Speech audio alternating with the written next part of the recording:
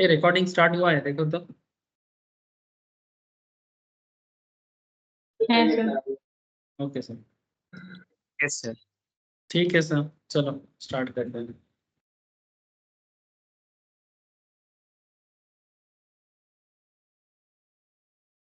अच्छा देखो, पीजीबीपी का क्लास है, मैंने बेसिकली इनकम टैक्स का क्लास है।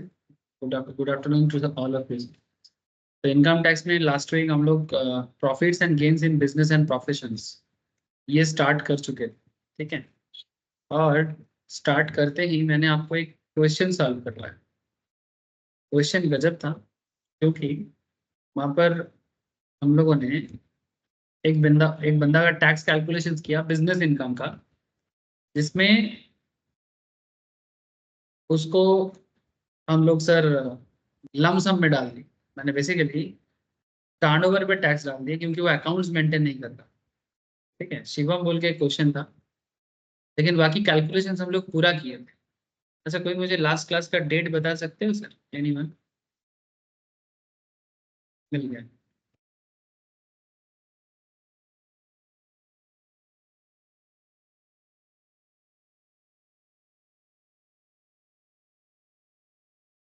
मुझे इतना बता दो सर, ये स्क्रीन शेयर है कि यस सर। ठीक है सर। सर लास्ट क्लास में ना हम लोग जो क्वेश्चन किए थे, उस क्वेश्चन को मैं जस्ट आपको रिकॉल कराता हूँ, इसलिए रिकॉल करा रहा हूँ कि ताकि आपको बस मैं बता सकूं कि लास्ट दिन हम लोगों ने क्या किया था। तो लास्ट दिन एक क्वेश्चन सॉल्व हुआ था। क्वेश्चन ये था कि एक बंदा का बिजनेस है, मिस्टर शिवम बोल के, रिटेल ट्रेडर था कोचिन में। उसका पूरा प्रॉफिट एंड लॉस स्ट्रक्चर दे दिया था, और हमें बोला गया था कि आप इनका टैक्स लायबिलिटी कैलकुलेट करो, बेसिकली बिजनेस इनकम कैलकुलेट करो। टैक्स लायबिलिटी नहीं पूछा था, टीएल दे दिया था, और फिर पूछा गया था कि बिजनेस इनकम कैलकुलेट करो। तो बिजनेस इनकम कैलकुलेट करने बोला था, हम लोगों ने बिजनेस इनकम कैलकुलेट भी कर लिया था, ठीक है। लेकिन क्वेश्चन में एक इंटरेस्टिंग एरिया था, इवन एडजस्टमेंट वगैरह भी दिया हुआ था। क्वेश्चन में एक इंटरेस्टिंग एरिया ये था, you are required to compute the profits and gains of Mr. Shivam under presumptive taxation under section 44 AD, ठीक है सर। ये थोड़ा गड़बड़ वाला, ठीक। जैसे इसमें दो चीज बहुत स्टूडेंट गड़बड़ भी करता है और कंपैरिजन भी कर लेना चाहिए। जीएसटी जब हम लोग पढ़ते हैं सर, जीएसटी में कॉन्सेप्ट आता है कॉम्पोजिशन डीलर, ठीक है। मैंने जो बेसिकली अकाउंट्स उतना प्रॉपरली मेंटेन नहीं करता है, और गवर्नमेंट के घर में जीएसटी रिटर्न फाइल उनको करना पड़ता है क्वार्टर एनुअल बेसिस में, और एक क्वार्टरली रिटर्न फाइल करता है। लेकिन मंथली रिटर्न फाइलिंग का कोई मैटर नहीं है, क्यूआरएमपी में करते हैं। तो जीएसटी कॉन्सेप्ट में कॉम्पोजिशन डीलर का कॉन्सेप्ट आता है, basically small level of businessman, small tax payers, जिसको गवर्नमेंट के घर में जीएसटी देने के लिए एक तरीका अपनाना पड़ता है, जिसे हम लोग कॉम्पोजिशन डीलर कहते हैं। चार्ज अंडर जीएसटी के अंदर हम लोग ये टॉपिक जीएसटी के अंदर कवर करते हैं। सर अचानक से आप जीएसटी कहाँ से उठा लिए? सर अचानक से नहीं उठाया, आप एक चीज देखोगे तो समझ में आ जाएगा कि जैसे जीएसटी में कॉम्पोजिशन डीलर का कॉन्सेप्ट रहता है, almost same kind of a concept income tax में, जो हम लोग लास्ट क्लास में किए थे, ये मिस्टर शिवम के क्वेश्चन में, कि भाई इनका 44 एडी जो है ना, ये बेसिकली प्रिजम्पटिव टैक्सेशन स्कीम में बात करता है। अब 44 एडी में प्रिजम्पटिव टैक्सेशन स्कीम ये बताता है कि अगर आप प्रॉपरली कोई अकाउंट्स मेंटेन नहीं करते हैं, तो ऐसे सिचुएशंस में अगर आप 115 बीएसई भी लागू नहीं करते, शिफ्टिंग आउट होते हो, तो ऐसे सिनारियो में आपका tax liability calculation lump sum amount पे होगा, ठीक है, टर्नओवर के बेसिस में। तो हम लोग पहले पूरा एज पर पीएल को रेक्टिफिकेशन करने का जो कॉन्सेप्ट था पूरा किए, और लास्ट में आके 6% या 8% के हिसाब से टर्नओवर पे टैक्स कैलकुलेट करके छोड़ दिए, ठीक है। ये था लास्ट वीक का क्वेश्चन, जो आपको पीजीबीपी क्वेश्चन का एक आइडिया भी दिया था। और पीजीबीपी का एक section, that is section 44 AD, ये जब भी आएगा उसमें क्या करना है, very very important concept sir.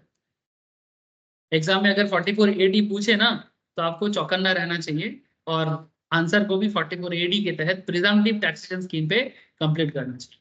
इसका आइडिया तो मैं लास्ट क्लास में दे दिया था, अगर बाई चांस भूले हुए हो या मैंने रिमेम्बर नहीं है, तो लास्ट क्लास का लिंक लेके एक बार गो थ्रू कर लो, ठीक है, रिवाइज कर लो। नहीं तो ना इतना सारा सेक्शंस, इतना सारा कॉन्सेप्ट कई बार क्या होता है स्टूडेंट भूल जाते हैं सर। ठीक है, ओके, कोई बात नहीं सर। आज कुछ नया पढ़ा सर? आज नया नहीं, आज तो बेसिकली आपको बोर करने का इरादा है।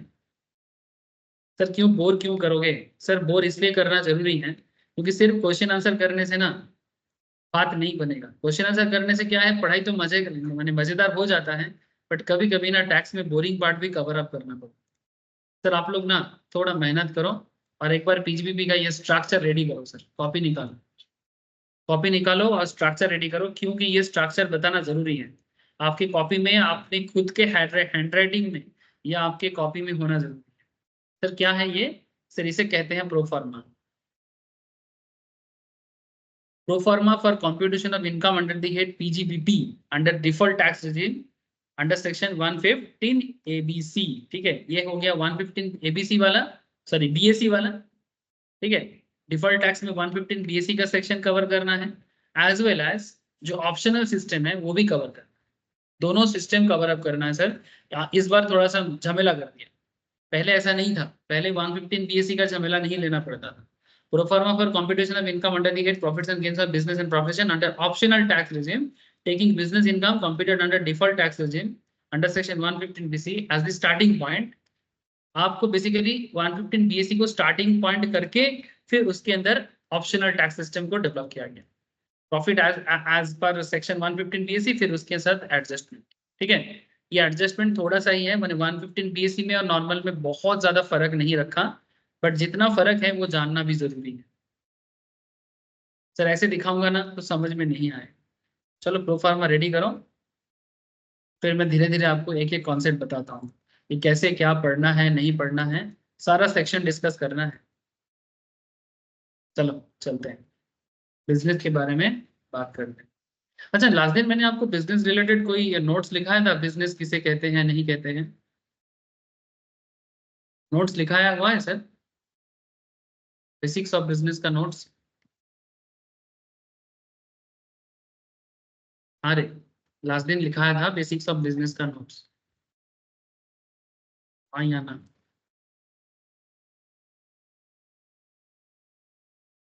तो सब चुप क्यों है, किसी को कुछ याद ही सर नहीं नहीं, है? मेरे ख्याल से नहीं लिखा है। ठीक है सर, चलो नो सर। ठीक है, थोड़ा सा लिखा देते हैं बिजनेस प्रोफेशन के बारे में।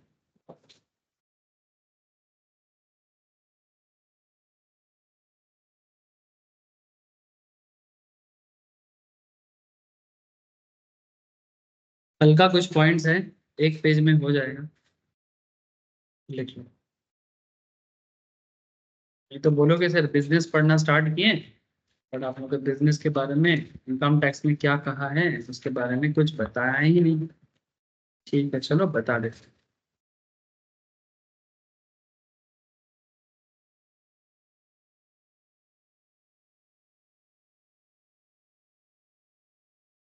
चलो देखना स्टार्ट करो।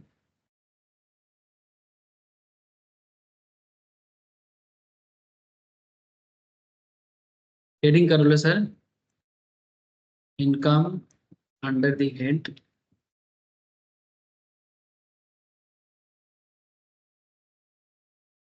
Business and income under the head business and section मोटा मोटी 28 से लेके 44 AE अप्रॉक्स, थोड़ा बहुत इधर उधर है बट मोटा मोटी आप मान के चलो 44 AE, इतना तो आपको पढ़ना ही पड़ेगा। सर इतना सारा चीज कैसे याद करना है? सर अभी जब पढ़ते हैं ना तब सवाल नहीं करते, पढ़ाई हो जाए फिर मन में सवाल आना चाहिए। जब तक पढ़ाई करें तो पढ़ाई ही करें।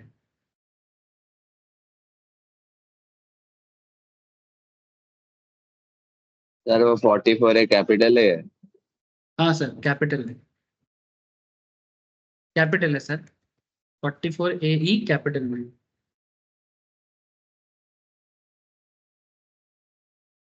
44 AB, 44 AD, AE, हाँ ठीक है 44 AE। यही मोटा मोटी इतना जानने से ना BGPP में मास्टर हो जाओगे। ऐसे 44 AE क्या है सर? ये बेसिकली ना वो गुड्स कैरेज के बारे में बात करता है। अगर आपका ट्रांसपोर्टिंग बिजनेस है तो ट्रांसपोर्टिंग बिजनेस के केस में ये लागू होता है। Any SSE who owns not more than 10 goods carriage, अगर आपके पास 10 गुड्स कैरेज से कम है at any time during the previous year and who is engaged in the business of flying, hiring and leasing goods carriage, उनके case में ये 44 AE लागू होता है। और इसमें रूल भी कहते हैं कि for each heavy goods vehicle 1000 per ton of goods gross vehicle weight or unladen weight as the case may be for every month or part of the month during which vehicle is owned by the SSE। और अगर आपके पास 10 गाड़ी से कम है for each vehicle other than heavy goods vehicle 7500 per month करके आपका माने basically income माना जाता है। ये कुछ रूल्स है 44 AE में समझाऊंगा आपको। It's too early to discuss about 44 AE but I will discuss. ठीक है, ये 1000 पर टन गाड़ी के हिसाब से कब काउंट करते हैं और 7500 पर मंथ के हिसाब से कब करते हैं, क्योंकि यहाँ पर वो छोटा हाथी वगैरह भी चलता है उसको भी लिया जाता है और जो बड़ा बड़ा ट्रक होता है उसे भी लिया जाता है। तो किसी का अगर 10 गाड़ी से कम है तो उनके केस में 44 AE के तहत हिसाब किताब किया जाता है। इट्स वेरी इंटरेस्टिंग, एग्जाम में ट्रांसपोर्टिंग रिलेटेड क्वेश्चंस भी पूछ सकता है। तो मैं बताऊंगा सब धीरे धीरे आपको बताता हूँ, लेकिन ये सब चीजें ना समझने के लिए जानने के लिए आपको पहले थोड़ा प्रोफार्मा या फॉर्मेट को लिखना पड़ेगा। फॉर्मेट लिखने से आपको एक आइडिया हो जाएगा कि करना क्या पड़ेगा। I know it's a boring काम बट क्या करें, कभी कभी मैं भी सोचता हूँ कि ना कराएं, लेकिन फिर सोचता हूँ कि अगर बच्चा लोग प्रोफार्मा नहीं जानेगा तो फिर क्या जाना। तो income under the head business and professions section 28 to 44 AE। ठीक है, section 28 to 44 AE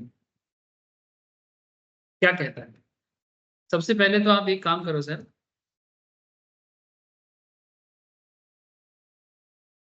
section 2 subsection 13 के तहत, सेक्शन 2 सबसेक्शन 13 के तहत आप लोग एक हिसाब पहले लिखो। सेक्शन 2 सबसेक्शन 13 किस चीज के बारे में बात करता है जानते हो? हम लोग इतना डिटेल्स में पढ़ाई कर रहे हैं, बिजनेस बिजनेस चिल्ला रहे हैं, बिजनेस के बारे में ये डेफिनेशन दिया है, व्हाट इज बिजनेस। फिर सेक्शन 2 सबसेक्शन 36 में प्रोफेशंस के बारे में बोला है। ठीक है, what is business, what is professions, what is vocations. ठीक है, व्हाट इज वोकेशंस, ये सब बात आपको थोड़ा सा पता होना चाहिए। तो बिजनेस प्रोफेशंस वोकेशंस मैं कुछ लाइन में आपको लिखा के देता हूँ, तो लिखो सर अपने भाषा में थोड़ा सा लिखो बेसिक कुछ बातें। Business means any trade, commerce, manufacture, any trade commerce manufacture और एडवेंचर। सर बिजनेस का मतलब एडवेंचर भी होता है? हाँ सर, हिमालय ट्रेकिंग जैसा ही है। ठीक है, जैसे हम लोग हिमालय ट्रेक करते हैं एडवेंचर सोच के, बिजनेस करना भी एडवेंचर से कुछ कम नहीं है। तो business means any trade, any commerce, any manufacture, any adventure. Adventure माने बेसिकली बिजनेस रिस्क को कहा जा रहा है सर। बिजनेस में जो अनसर्टेनिटीज है ना, दुकान खोल के बैठा पर कस्टमर नहीं आया, चिंता तो होता है ना सर। इसी चिंता के डर में आधे से ज्यादा लोग 90% लोग बिजनेस करना नहीं चाहता। ठीक है, 10% लोग ही बिजनेस करते हैं और 90% लोगों को काम देता है। कुछ डेटा निकलता है सर कि भारत के 10% लोगों के पास भारत का 90% संपत्ति है और भारत के 90% लोगों के पास भारत का 10% संपत्ति है।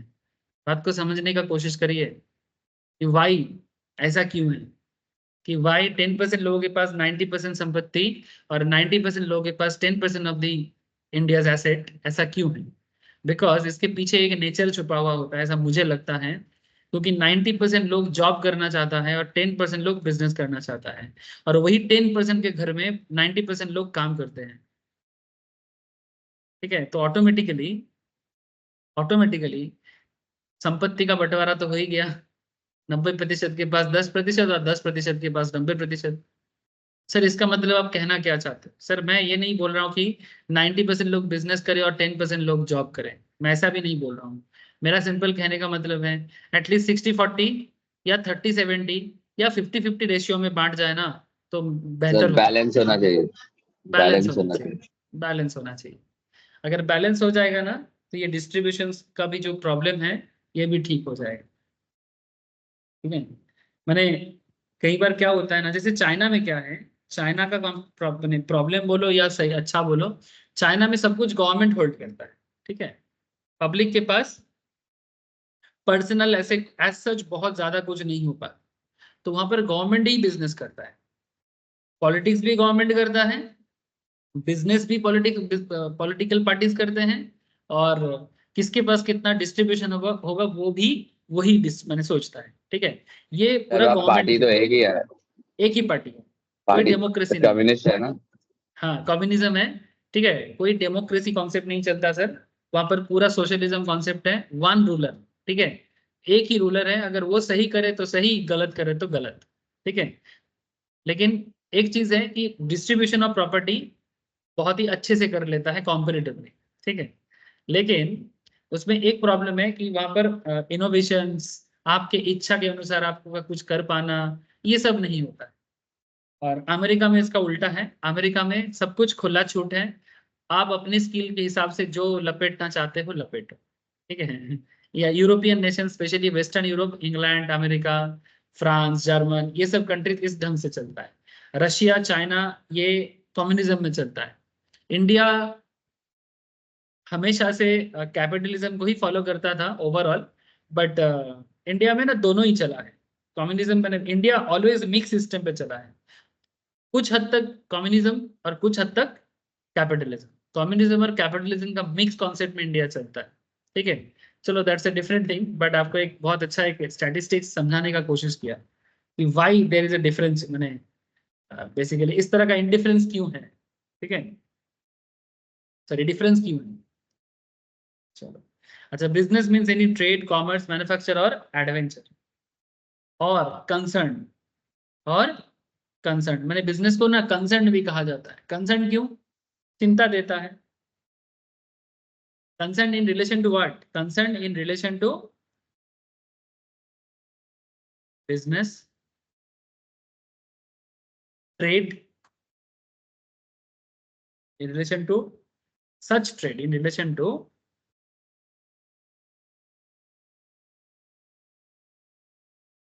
such trade, commerce, manufacture,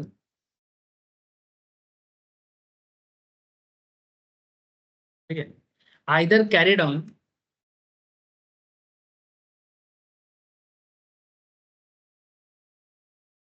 either carried on with a motive, either carried on with a motive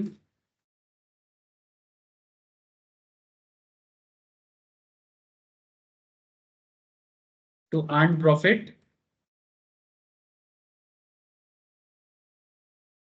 to earn profit is actually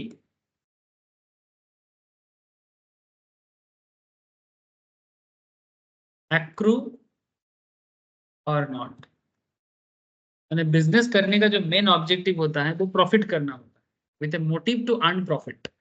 profit करना ही बिजनेस का मेन ऑब्जेक्टिव होता है। एक्चुअली एक्रू और नॉट, मैंने हो सकता है आपने प्रॉफिट ड्यू कर लिया, अभी भी आपको मार्केट में पड़ा हुआ है, अभी भी आपको हाथ में नहीं मिला। ठीक है, इज एक्चुअली एक्रू और नॉट, मैंने भले ही पैसा नहीं आया फिर भी बिजनेस को बिजनेस बोलेंगे, पैसा आ गया तो भी बिजनेस है, पैसा नहीं आया वो भी बिजनेस है। ठीक है, लेकिन प्रॉफिट अर्न करना आपके लिए बहुत इंपॉर्टेंट एक कैरेक्टर होता है। साथ में पैरा चेंज करके लिखो, any incidental and ancillary, any incidental और ancillary activity, any incidental or ancillary activity in relation to such trade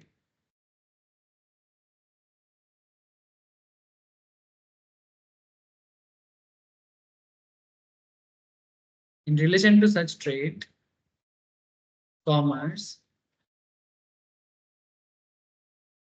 manufacture, वही जो पहले भी लिखे हुए इसी को, adventure, concern is also business, is also, ठीक है, उसे भी बिजनेस is also business लिखा सर।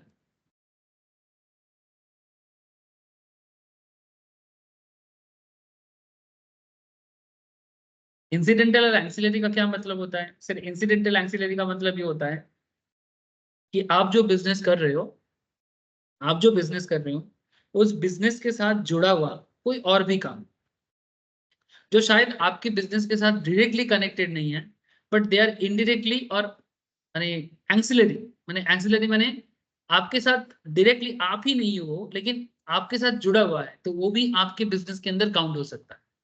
एग्जाम्पल के रूप में जहां टाटा का फैक्ट्री बनता है वहां और भी बाकी कंपनीज भी जुड़ के टाटा के साथ दूसरे बिजनेस भी बनाते हैं, ठीक है। जैसे टाटा नैनो फैक्ट्री जहां बनने वाला है या बना था, ठीक है, तो टाटा नैनो फैक्ट्री जब बना था तो टाटा नैनो का इंजन और जो उसका स्ट्रक्चर होता है, ढांचा जो होता है वो टाटा बनाएगा, लेकिन स्टेयरिंग बनाना, नाट बोल्ट वगैरह, ठीक है, और भी जो पार्ट्स एंड चीजें हैं, ठीक है, स्पेयर पार्ट्स हैं, उसके लिए अलग फैक्ट्रीज होते हैं जो टाटा फैक्ट्री के पास ही बनता है। तो अगर आप इंसिडेंटल और एंसिलरी एक्टिविटी के लिए भी कुछ चीजें करते हो, वो भी आपके बिजनेस का पार्ट माना जाएगा। That is the reason any incidental and ancillary activity in relation to such trade, commerce, manufacture, adventure और कंसर्न इज ऑल्सो, ठीक है। सिंपल डेफिनेशन है, कोशिश रखना सर इसको याद रखने का। Business are basically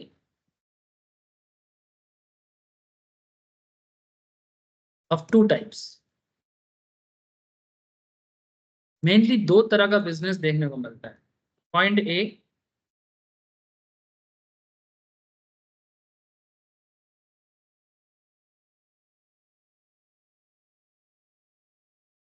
non speculation business, जैसे ट्रेडिंग एक्टिविटी, शेयर मार्केट वगैरह, सॉरी गलत बोल दिया, स्पेकुलेशन बिजनेस जैसे शेयर मार्केट, ट्रेडिंग एक्टिविटी वगैरह, जहां पर लिटिल बिट स्पेकुलेशन है ना सर, स्पेकुलेशन रिलेटेड बिजनेस।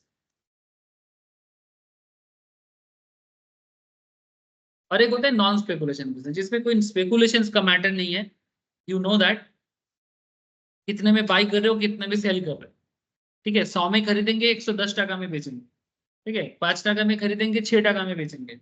तो when you know the impact, जब आपको पता है कि आगे क्या होने वाला है, तो उसमें कोई स्पेकुलेशन नहीं है। 5 का चीज 10 में बेचेंगे, 5 का चीज 8 में बेचेंगे, तो it's a non speculation. Speculation बने जब आपको पता नहीं है कि आगे कितने में बिक सकता है, ज्यादा में भी हो सकता है, कम में भी हो सकता है, बट इसके ऊपर भी आपका बिजनेस निर्भर करता है। तो बिजनेस बेसिकली टू टाइप्स होते हैं, एक स्पेकुलेटिव बिजनेस, एक नॉन स्पेकुलेटिव बिजनेस। तो स्पेकुलेशन माने क्या, जुआ हो गया? नहीं सर, स्पेकुलेशन का मतलब हमेशा जुआ नहीं होता है। अच्छा, trade, commerce and manufacture,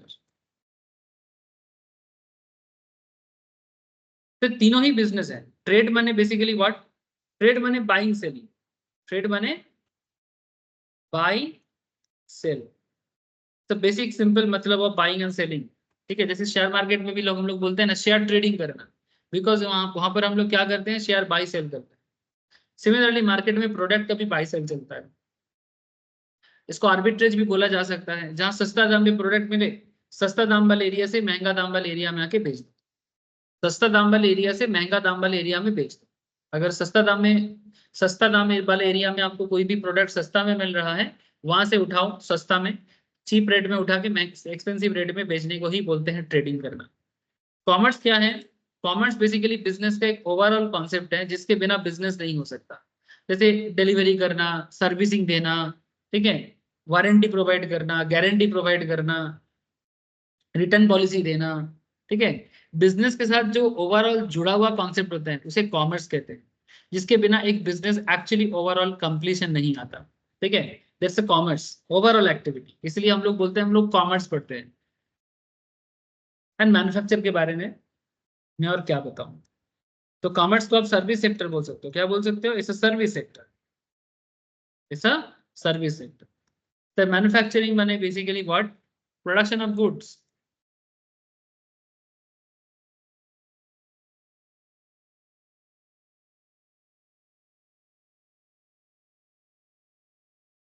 production of goods में भी ऐसे हो सकता है, कोई आर्टिकल बना रहे हो, वस्तु, कोई मटेरियल बना रहे हो, या फिर कोई substances.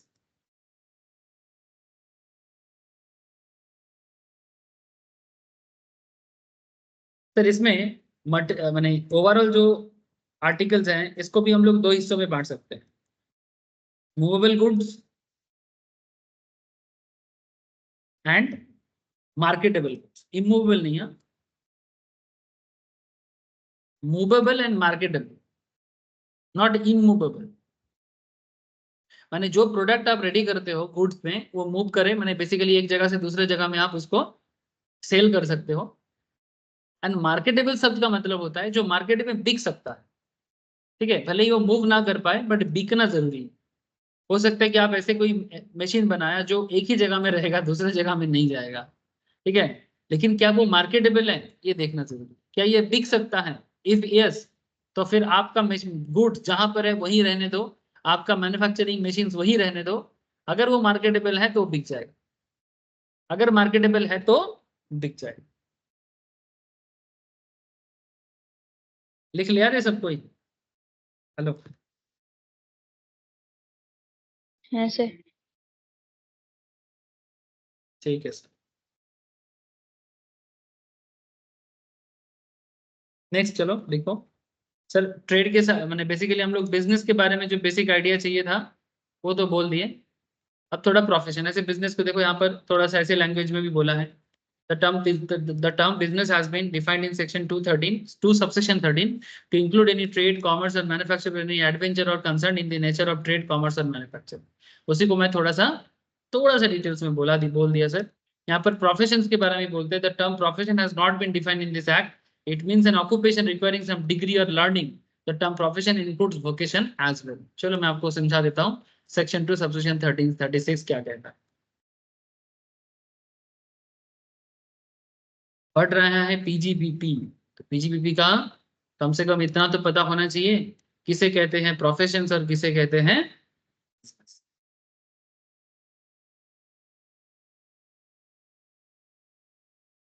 Profession section 2 subsection 36 of income tax act. Professions में क्या लिखा है sir? Include vocation. Profession include vocation. Sir क्या है वोकेशन कहते हैं? सर प्रोफेशन ही क्या है, चलो समझा देते हैं। Profession like a chartered accountant, like a cost accountant, like a company secretary, like a LLB मैंने लॉयर, ठीक है, लाइक अ डॉक्टर, ये सब हो जाता है प्रोफेशन। ठीक है, प्रोफेशन माने कोई स्पेशल पढ़ाई किया आपने, आपको कोई स्पेशल अथॉरिटी मिला डिग्री के तहत, ठीक है, जिसके तहत आप काम करते हो। तो सीए, सीएमए, सीएस, ठीक है, एलएल, लॉयर, डॉक्टर, ये सब हो जाता है, इंजीनियर, आर्किटेक्ट।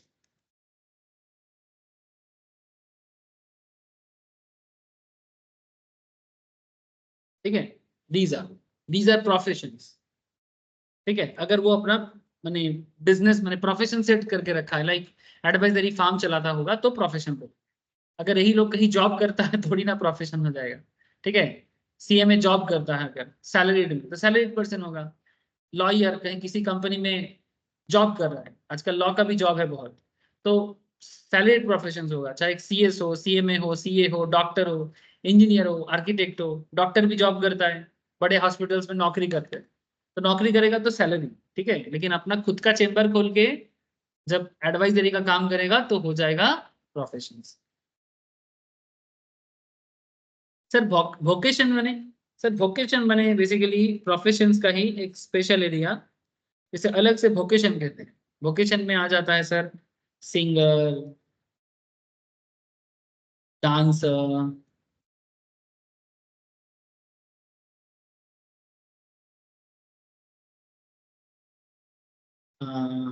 आर्टिस्ट, ठीक है, सिंगर, डांसर, आर्टिस्ट, पेंटर, ये सब मैंने, ये लोग तो टैलेंटेड है ही, बट वोकेशन वाले अलग ही टैलेंट होता है, क्योंकि उनके जैसा हर कोई नहीं होता, ठीक है। जो सिंगर अच्छा गाना गाता है वैसे सिंगर आपको बहुत कम मिलेगा, ठीक है। डांसर जो अच्छा डांस करता है ना, जो टॉप लेवल डांसर होता है, वो ऐसा मैंने डांसिंग सबका बस का बात नहीं है। आर्टिस्ट, सब कोई आर्टिस्ट नहीं बन सकता। पेंटर, सब कोई नहीं बन सकता, ठीक है। मैंने very few person with very special talent, very few person with very special talent.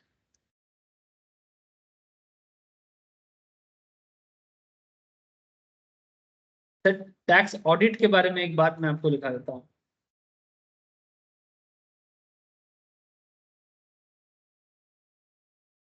ऐसे तो टैक्स ऑडिट के बारे में भारी गंभीर चर्चा होने वाला है, ठीक है। We will discuss in details, आगे जाके आपको मैं बोलूंगा। 44AB, 44AB,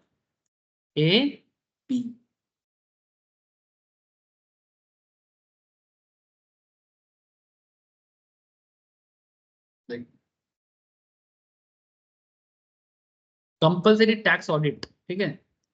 mandatory audit of accounts of certain persons, conditions for applicability of 44AB। अगर किसी का टोटल टर्नओवर 1 करोड़ के ऊपर जाता है प्रीवियस ईयर में, तो उसको टैक्स ऑडिट करवाना पड़ेगा, उसे ऑडिट करवाना पड़ेगा अकाउंट्स का। बिजनेस का जो अकाउंट्स है उसका ऑडिट करवाना मैंडेटरी हो जाता है। अगर किसी का बिजनेस टर्नओवर 1 करोड़ से ऊपर जाता है, a person carrying on business. Sir अगर प्रोफेशन करेगा तो, सर अगर प्रोफेशन करेगा तो इतना नहीं है, 50 लाख तक का लिमिट है। सेकंड रुको, मैं दिखा रहा हूं आपको क्या लिखता है। If is total sales turnover और gross receipt in business more than 1 crore in the relevant previous year, the requirement of audit under section 44AB does not apply to a person who declare profit and gains for the previous year on presumptive basis। अगर आप presumptive basis में हो, ठीक है, जो कि आपको मैं पहले भी समझाया 44AD, ठीक है, तो फिर आपको ऑडिट नहीं करवाना है। If his sales or turnover or gross receipt in business greater than 10 crore in the relevant previous year, अच्छा, there are certain cases जब 10 करोड़ का भी लिमिट लगता है। If in case of a such person carrying on business, aggregate cash receipt in the relevant previous year less than 5% of the total receipt, including receipt for sales or turnover of gross receipts, ठीक है, तो फिर आपके लिए 10 करोड़ तक का भी government छूट देता है। माने 10 करोड़ तक के ऊपर, 10 करोड़ के ऊपर जाने से ऑडिट करवाना है, 10 करोड़ के नीचे रहने से ऑडिट नहीं करवाना है। कंडीशन क्या है, जो कैश रिसीप्ट आप करोगे इन the relevant previous year, suppose previous year 23-24 में, सपोज प्रीवियस ईयर 23-24 में आप बिजनेस करके कैश रिसीव कर रहे हो, जिसमें से आपका कैश रिसीव का एरिया हार्डली 5% है। कितना है? Hardly 5% of the total receipt. तो अगर hardly 5% of the total receipt है, माने आप 100 रुपया कमाते हो, उसमें से 95 रुपीज आउट ऑफ 100, 95 रुपीज आपका नॉन कैश है, यानी बैंक अकाउंट में लेते हो, और 5 रुपीज आप लेते हो कैश में, तो चलेगा, या लेस देन 5।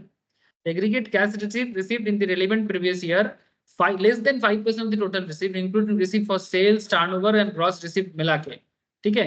तो ऐसे केसेस में आपको 10 करोड़ तक का अगर आपका टर्नओवर हो जाए ना, तभी जाके ऑडिट करवाना है, अदरवाइज नहीं। रिसीव के केस में भी जैसे बोला, सिमिलरली पेमेंट के केस में भी बोला। Aggregate cash payments in the relevant previous year less than equals to 5% of the total payment, including amount incurred for expenditure. Aggregate cash payment in the relevant previous year less than equals to 5% of total payments, including amount of incurred for expenditure. इसका simple मतलब होता है कि अगर आप payment करते हो और उसमें आप मैंने टोटल पेमेंट का हार्डली 5%, मैंने 100 रुपए में से 5%, 100% में से 5% आप कैश पेमेंट करते हो या 5 के नीचे, ठीक है।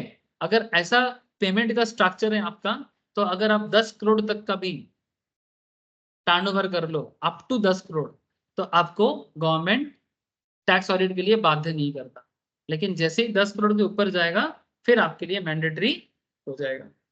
10 करोड़ के ऊपर जाने से मैंडेटरी हो जाएगा।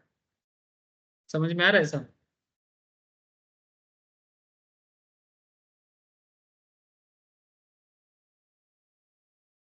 अरे बोलो सर, बात समझ में आ रहा है? Yes sir. ठीक है, ये है 44, ये है 44AB। ठीक है, तो चलो लिख के रखो। Tax audit under section 44A, tax audit under section 44A,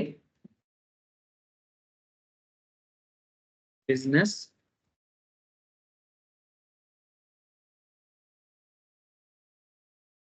gross receipts, sales,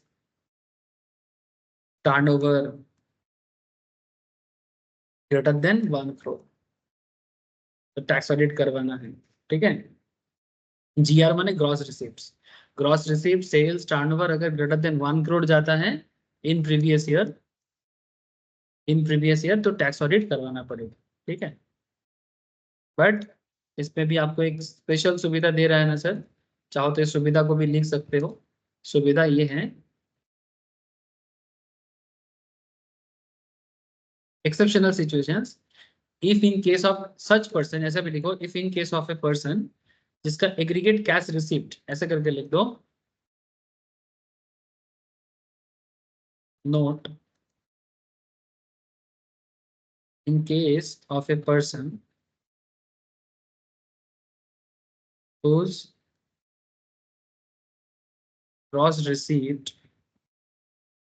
okay, whose gross cash receipts and cash payments in the relevant previous year is less than 5% of the total payments and receipt respective. ऐसे लिखो, in case of a person whose cash receipts and payments,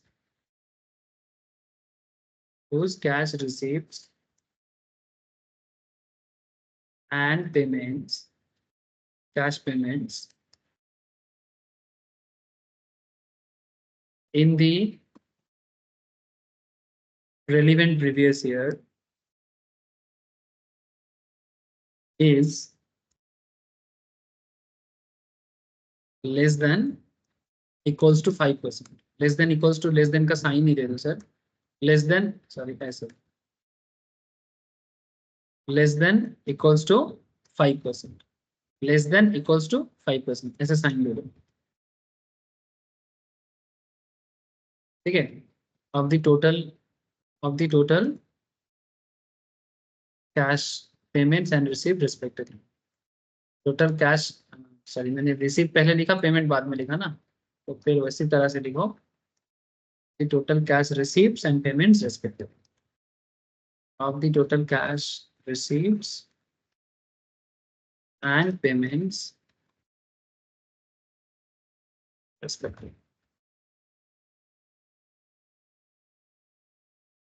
क्या निकला? In case of a person whose cash receipts and cash payments in the relevant previous year is less than 5% of total cash receipts and payments respectively, तो उसके लिए turnover का limit कितना है? 10 crore. If his total sales or turnover or gross receipt in business greater than 10 crore in the relevant previous year. ठीक है, ऐसे लोगों के लिए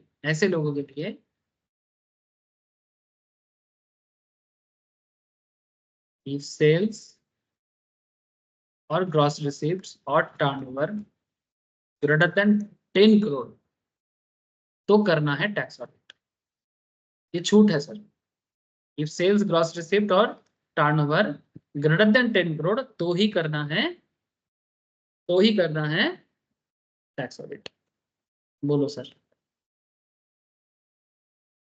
समझ में आया सर आप लोगों को? लिखा ना? Yes, लिख sir. लिया? लिख लिख लिया। लिया ना? ठीक है, आगे और भी पॉइंट्स आएगा जब मैं 44AB को डिस्कस करूंगा। ठीक है, ये तो जस्ट अभी एक ट्रेलर की तरह मैं बता रहा हूँ, ठीक है, इंट्रोडक्टरी पॉइंट्स में, कि कब टैक्स ऑडिट करना जरूरी हो जाता है, और टैक्स ऑडिट तब चार्टर्ड अकाउंटेंट से करवाना एकदम मैंडेटरी हो जाता है। ठीक है, अगर आपका टर्नओवर इस तरह का 1 करोड़ क्रॉस करता है प्रीवियस ईयर में, या फिर 10 करोड़ क्रॉस करता है, अगर आपने मैक्सिमम काम ऑनलाइन किया, बैंक के थ्रू से किया, तो फिर 10 करोड़ तक का भी आपको छूट देता है। तो बाकी केस में जैसे ही क्रॉस करेगा, आप प्रैक्टिसिंग चार्टर्ड अकाउंटेंट से ऑडिट करवा के फिर जाके टैक्स रिटर्न फाइल कर पाओगे। ठीक है, ये इनकम टैक्स का नियम है। तो ये नियम पता करें और आगे बढ़े।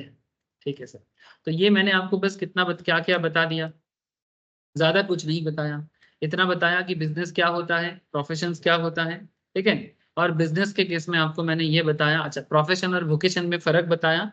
और मैंने आपको बताया कि अगर आप एक बिजनेसमैन हो तो आपके लिए टैक्स ऑडिट करने का क्या रूल्स रेगुलेशंस नॉर्मली रहता है। और भी डिस्कशन 44AB में होगा सर, जब मैं 44AB आपके साथ डिटेल्स में बातचीत करूंगा। ठीक है सर, उससे पहले चलो इतना ही है बेसिक आइडिया ऑफ बिजनेस। फिलहाल हम लोग आगे निकलेंगे, मैंने और थोड़ा सा प्रोसीड करेंगे आगे।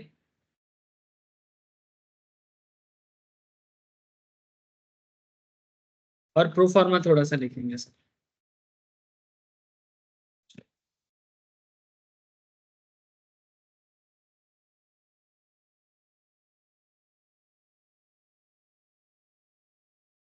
কি রে সবাই লিখেছে? হ্যালো। Yes. है सर। ओके सर,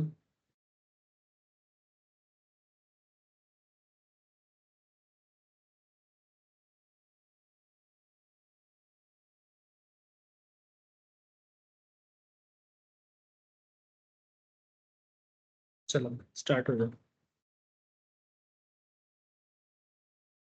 ऐसे तो प्रोफार्मा मैं बता के भी निकाल सकता हूँ, लेकिन क्या है ना, मुझे लगता है कि प्रोफार्मा ना कॉपी में होना चाहिए, और मैं नहीं लिखाऊंगा तो आप लोग लिखोगे भी नहीं। अगर मैं नहीं लिखाऊंगा तो आप लोग भी नहीं लिखोगे, इसलिए मेरे को ये मेहनत करना पड़ेगा। ऐसे जरूरी भी है, क्योंकि प्रोफार्मा पढ़ाते पढ़ाते आपको कुछ आइडिया में मिल जाएगा।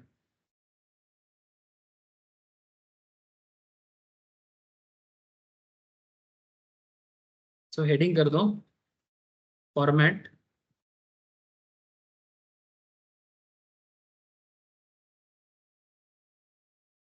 For computation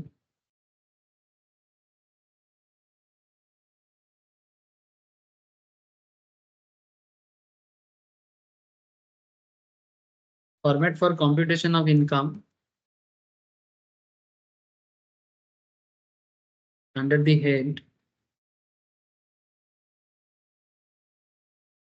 PGBP under default tax revenue.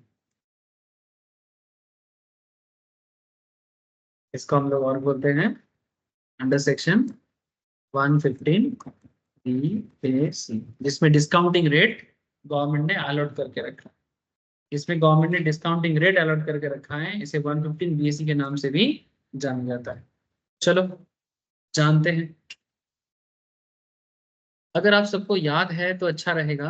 क्या सर, लास्ट क्लास जब हम लोगों ने किया था ना, तो वहां पर ना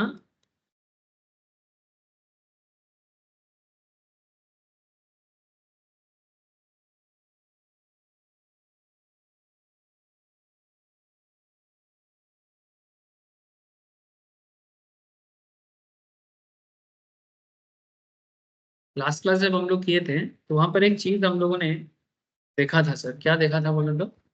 उसमें शिवम का क्वेश्चन किए थे, मिस्टर शिवम बोल के कोई था कोचिंग का। उसमें एक चीज हम लोगों ने फॉलो करने का कोशिश किया कि सर सबसे पहले जो पॉइंट आया वो है कि पीएल रेक्टिफिकेशन का, कि अकाउंटेंट जो चीज अपनी बिजनेस के लिए जो पीएल बनाता है, जब हम लोग इनकम टैक्स में पीजीबीपी करते हैं, तो उसी पीएल को बेसिकली रेक्टिफाई करते हैं। क्योंकि इनकम टैक्स वाले बोलते हैं कि जो profit and loss account accountant ने बनाया, उसमें कुछ गड़बड़ हो सकता है, उसमें कुछ गड़बड़ या प्रॉब्लमेटिक सिचुएशंस हो सकता है, उसे इनकम टैक्स एज पर अपने हिसाब से पीजीबीपी इनकम को फाइंड आउट करने के लिए निकालते हैं। और कुछ कैरेक्टर तो आप लोग लास्ट दिन में देख भी लिया। तो सबसे पहले ना एक काम करो, आप लोग ना हेडिंग कर लो,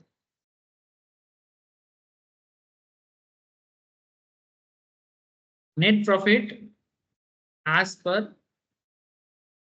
statement of PL.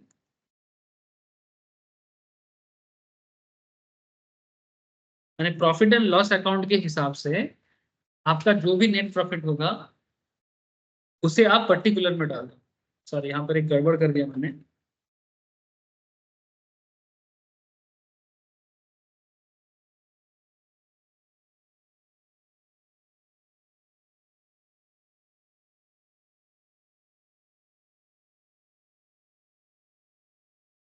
Net profit as पर स्टेटमेंट ऑफ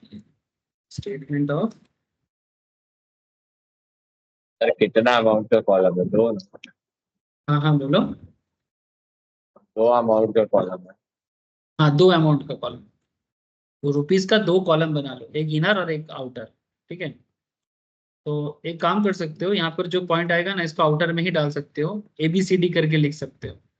ये इसमें जो भी PL आएगा इसको ऐसे ABCD करके भी लिख सकते हो, या फिर और एक तरीका अपना सकते हो, ऐसे स्टार स्टार करके ऐसे काटा काटा करके दे दो। यानी बेसिकली इसका वैल्यूएशन जो भी है इसको पॉइंट A की तरह देखो। ठीक है, क्योंकि फॉर्मेट बना रहे हैं तो कोई ओरिजिनल डिजिट अभी यूज नहीं करेंगे। ठीक है, इसमें ना सबसे पहले क्या करना पड़ता है सर, कुछ चीजें ऐड करना पड़ता है। तो यहाँ पर पॉइंट भी नोटेड सर, ऐड क्या करना पड़ता है? Expenses debited to statement of PL but not allowed. Expenses debited to statement of PL but not allowable. Sir इसका क्या मतलब? माने अगर अकाउंटेंट, बिजनेस के अकाउंटेंट जो है उसने अपने प्रॉफिट एंड लॉस अकाउंट में ऐसा कुछ खर्चा है जिसको अलाउ कर दिया था, ठीक है, लेकिन इनकम टैक्स उसे अलाउ नहीं करता। Expenses debited to statement of PL but not allowed. ठीक है, तो जो नॉट अलाउड है वो ऑलरेडी अलाउ हो चुका है, जैसे प्रीवियस कुछ क्लास में हमने कुछ क्वेश्चन देखा था। ठीक है, तो अगर ऐसा कोई भी खर्चा जो आपको पीएल में शो नहीं करना चाहिए था उसे हम लोग क्या कर देंगे, एड बैक कर देंगे। एग्जाम्पल के रूप में अगर आप लोग लास्ट क्लास का क्वेश्चन भी थोड़ा सा देखो, ये देखो, जैसे यहाँ पर क्या लिखे थे, इन एडमिसिबल एक्सपेंसेस और लॉसेस। उसमें मैंने ये बोला था कि under valuation of closing stock. ठीक है, फिर यहाँ पर क्या था, printing and stationery paid in cash will be disallowed. ठीक है, क्योंकि आपको 10,000 तक अलाउड होता है, उसके ऊपर करने से डिसअलाउड हो जाता है। ठीक है, अच्छा, salary paid two brothers unreasonable amount, brother को सैलरी पे किया अनरीजनेबल अमाउंट पे। ठीक है, डिप्रिसिएशन जो एज पर गवर्नमेंट है। ठीक है, तो इसमें कुछ इस तरह से आपको क्या करना पड़ता है कि जो भी डेटा इस तरह का होता है आपको एक आइडिया रखना चाहिए कि क्या क्या अमाउंट ऐसे हो सकते हैं जो कि पीएल में डेबिट नहीं करना चाहिए और अकाउंटेंट ने पीएल में डेबिट कर दिया। तो अगर ऐसा कर दिया तो आपका पीएल नॉर्मली क्या हो जाएगा, डेबिट करने से प्रॉफिट आपका गिर जाएगा। तो प्रॉफिट अगर गिर जाता है तो फिर आपको दिक्कत है, माने बेसिकली गवर्नमेंट को दिक्कत है, आपको दिक्कत नहीं है। प्रॉफिट गिरने से टैक्स कम दोगे, गवर्नमेंट को दिक्कत आपको नहीं है, गवर्नमेंट को है। तो गवर्नमेंट बोलता है एड बैक, गवर्नमेंट बोलता है एड बैक। एग्जाम्पल के रूप में कुछ पॉपुलर आइटम जैसे कि डेप्रिसिएशन एज पर books of accounts.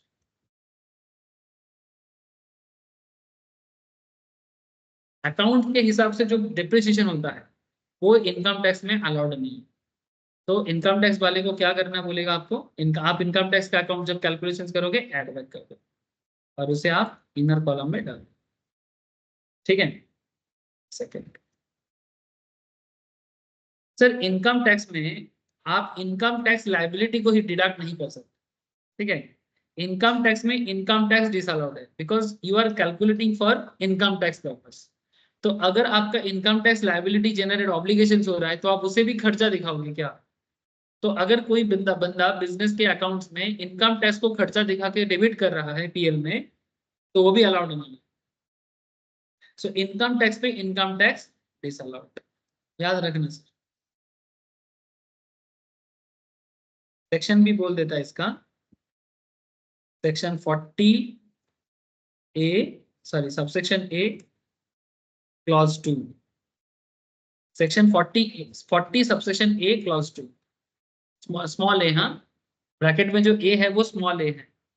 Section 40 subsection A small ए में क्लॉज 2 ये कहता है कि इनकम टैक्स में इनकम टैक्स डिसअलाउड। तो अगर अकाउंटेंट उसको अलाउ कर भी देता है, बाद में हम लोग जब इनकम टैक्स कैलकुलेट करेंगे उसको वापस जोड़ देंगे, माने ऐड बैक कर देंगे। ठीक है, लिख लिया ना?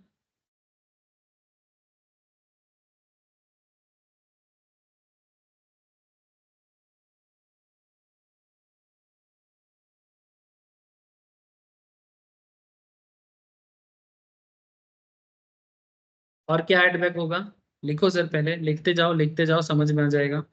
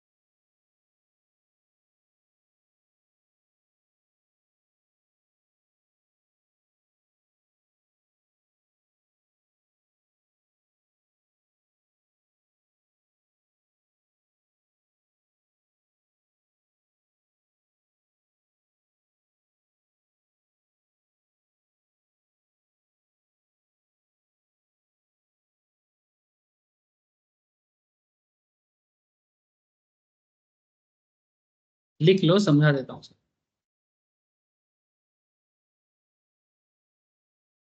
डिडक्शन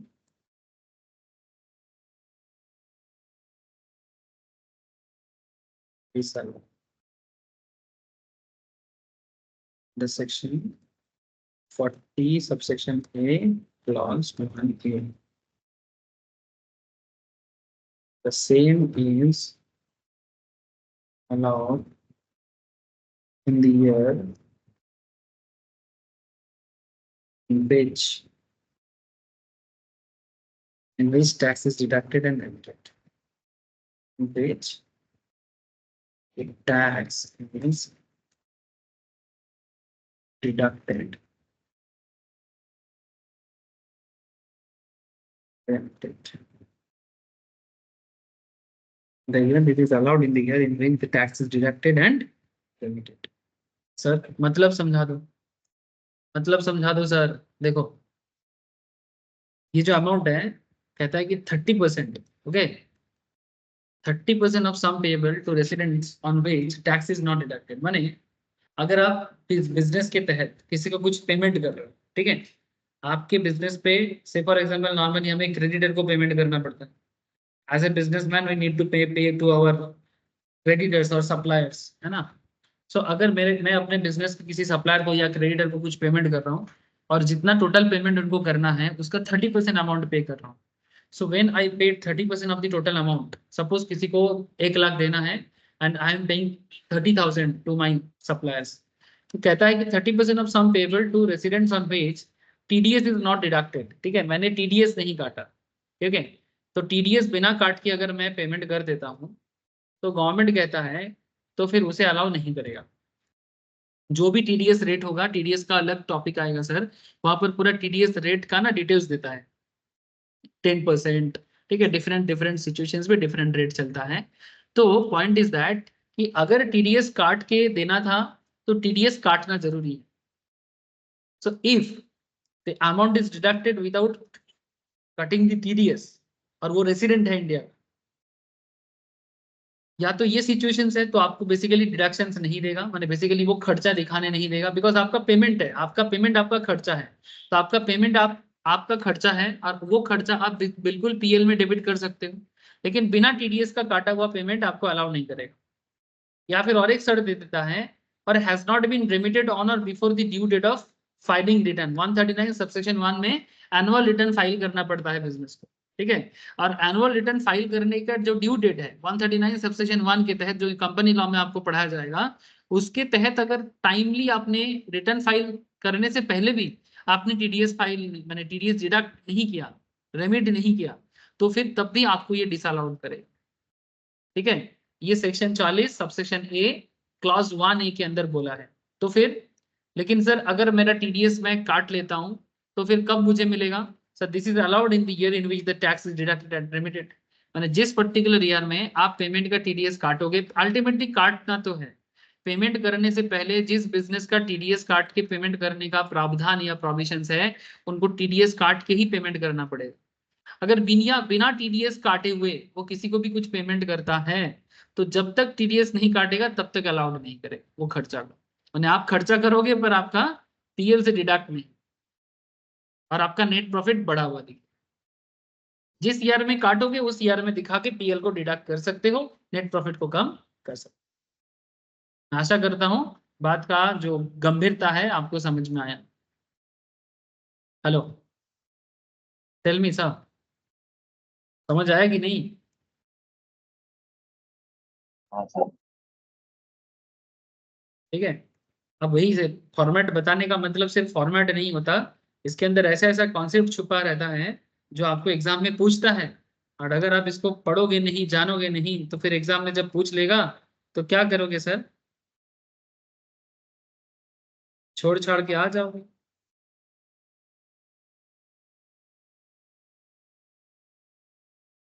नेक्स्ट,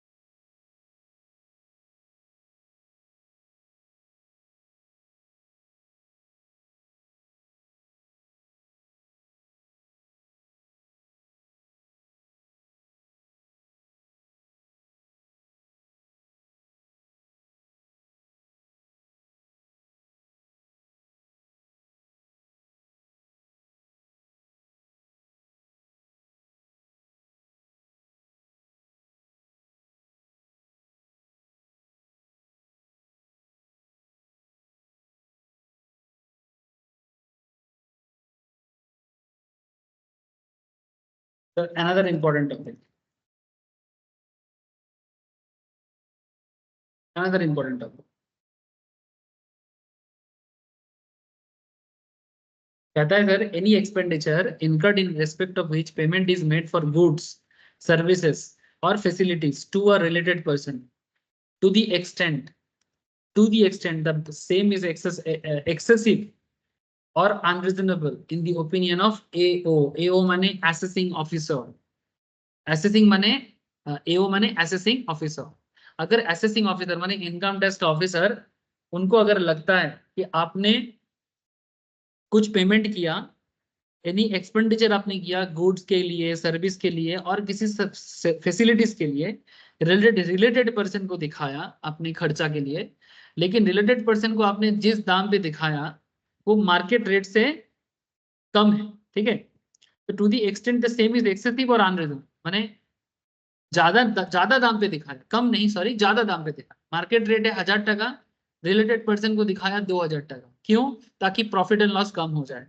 ठीक है, क्योंकि जैसे ही आप पीएल में खर्चा दिखाओगे, पीएल में क्या करते हैं हम लोग, पीएल में हम लोग खर्चा दिखाते हैं, पीएल में कोई खर्चा अगर आपका टू एक्सपेंस बोल के आप 1000 की जगह अगर वही खर्चा को आप 2000 दिखाते हो, तो 1000 में आपका खर्चा बढ़ जाने का मतलब है कि नेट प्रॉफिट 1000 में गिर जाना। ये सर नो, अगर एक्सपेंडिचर 1000 में बढ़ाने का क्या मतलब है, नेट प्रॉफिट 1000 में गिर जाना। ये सर नो सर, ऐसे ऐसे हम लोग लास्ट क्लास के क्वेश्चन में किए थे क्या सर, बोलो।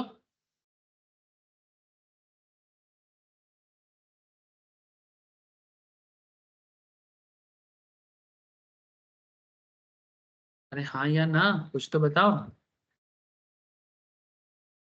हाँ सर। है ना। तो any expenditure incurred in respect of which payment is made for goods service और facilities to a related person to the extent the same is expensive or unreasonable in the opinion of assessing officer having regard to its fair market value। मैंने जो market में दाम होना चाहिए उससे तुम ज्यादा दाम पे रिलेटेड पार्टी को दिखा रहे हो, जैसे लास्ट क्वेश्चन में ब्रदर को दिखाया था। तो जितना अमाउंट में करेगा उतना अमाउंट में डिसअलाउड कर देगा। सेक्शन 40 सब ए सबसेक्शन 2 में इसके बारे में कहा गया है। इनर कॉलम में एड बैक हो जाएगा। हम लोग वो सारा चीज पढ़ रहे हैं अभी जो नेट प्रॉफिट के साथ एड बैक करने के लिए इनकम टैक्स डिपार्टमेंट पीजीबी में हमें कहता है। ठीक है, लिख दे रहा हूँ सर, प्रोविजंस लिख दे रहा हूँ विथ फॉर्मेट। कुछ इंपॉर्टेंट पॉइंट्स है जिसको याद रखना जरूरी होता है। ये सबाई लिखे बुझते पारछे?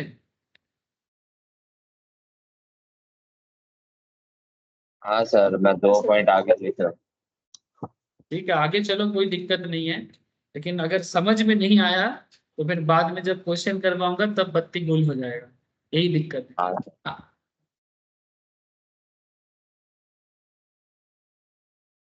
अब जितना आगे हो सके चलो, I don't have problem.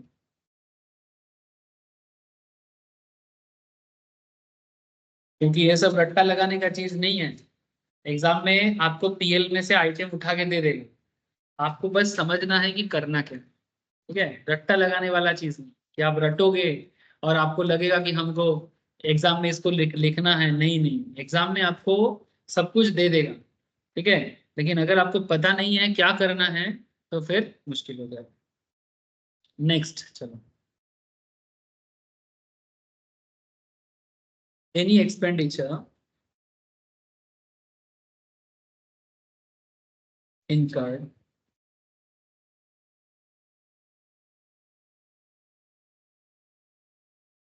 in respect of which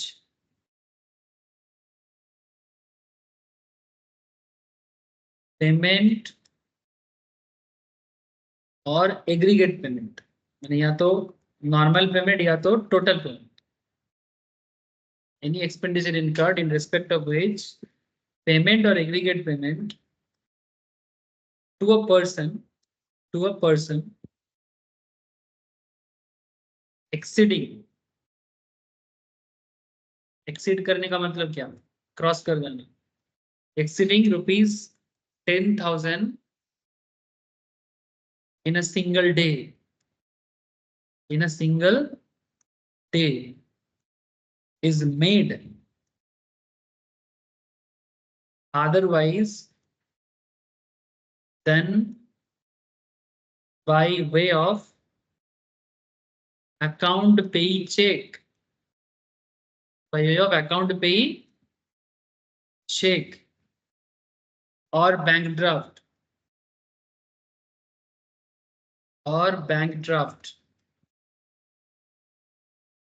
या फिर ECS electronic clearing system,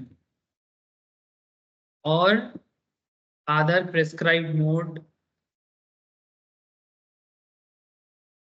other prescribed electronic mode,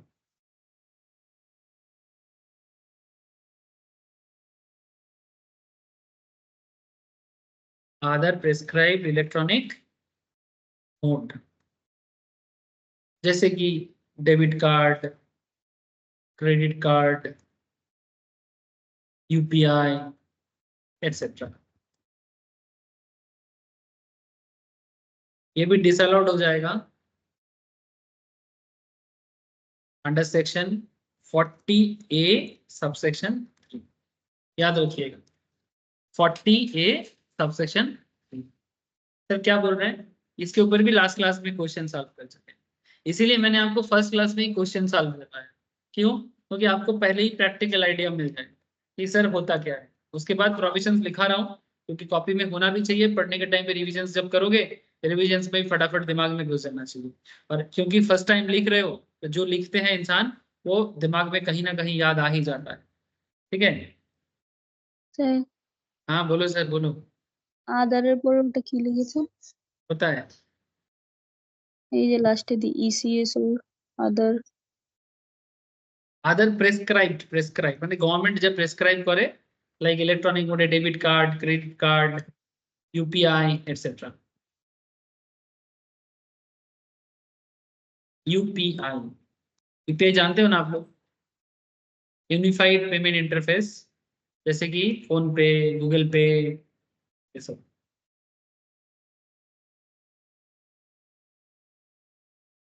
disallowed है सर 40A सबसेक्शन 3 के तहत। ठीक है, तो कितने खर्चा के ऊपर करने से any expenditure incurred in respect of which payment और aggregate payment to a person exceeding ₹10,000 in a single. ठीक है, 10,000 टका के ऊपर अगर आप पेमेंट करते हो, ठीक है, ऑनलाइन करोगे तो ठीक है, मैंने अकाउंट पे चेक कुछ भी करो ठीक है, लेकिन अगर कैश में करते हो तो डिसअलाउड कर देंगे।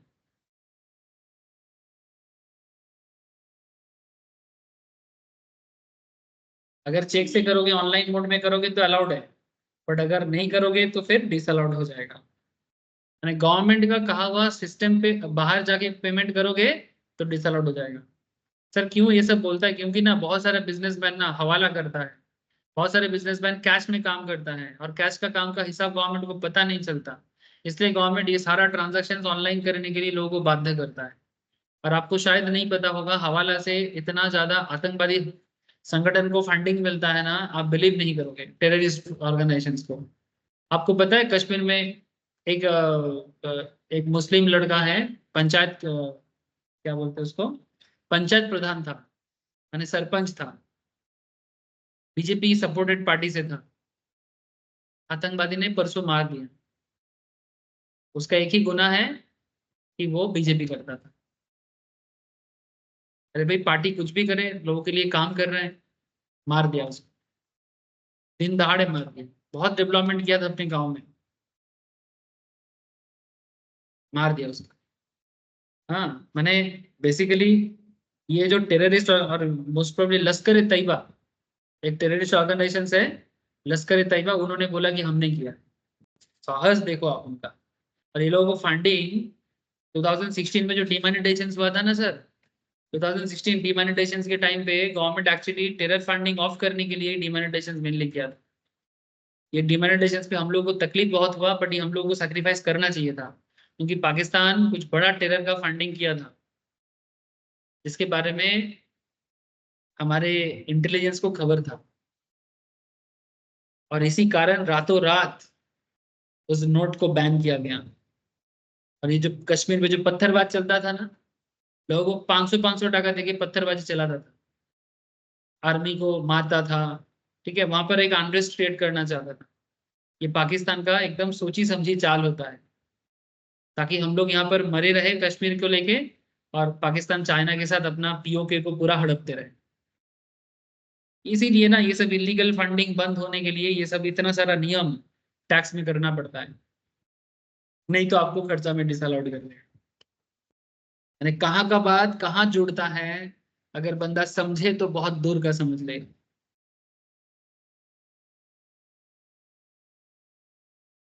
मेरे को लगता है ना कि अगर 24 में भी तो आएगा, दिख ही रहा है मुझे, लेकिन मेरे को ऐसा फील हो रहा है कि पीओ के लेके छोड़ेगा।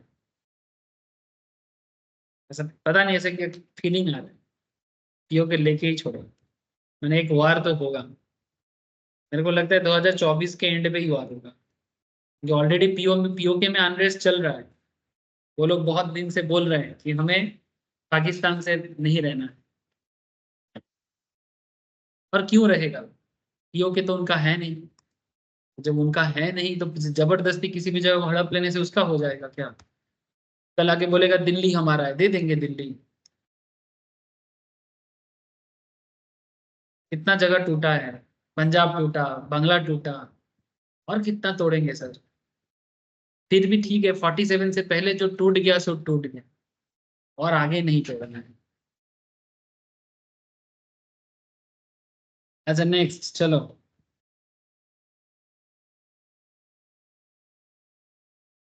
certain sums payable to the assessee which have not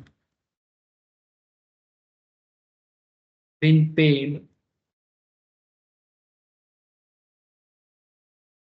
during the relevant previous year, in which the liability was